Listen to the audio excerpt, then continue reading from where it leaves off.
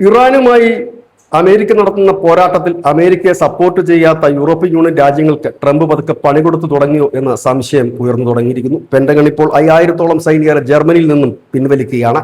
NATO സഖ്യത്തിൽപ്പെടുന്ന പ്രധാന സഖ്യകക്ഷി രാജ്യമാണ് Germany.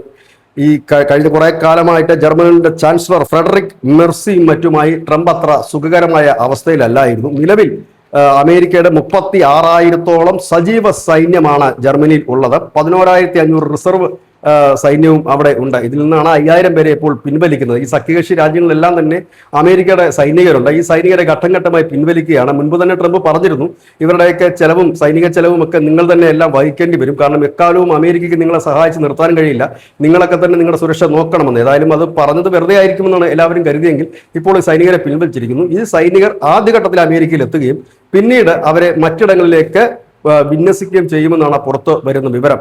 ഏതായാലും ഇത്തരത്തിൽ നാറ്റോ രാജ്യങ്ങളിൽ നിന്ന് സൈനികരെ പിൻവലിക്കുന്നതോടുകൂടി നാറ്റോ രാജ്യങ്ങൾ പലതും പ്രതിരോധത്തിലാവും. നാറ്റോ സഖ്യത്തിൽ തന്നെ വിള്ളലുകൾ കണ്ടു തുടങ്ങിയിട്ട് നാളുകൾ ഏറെയായി. News desk.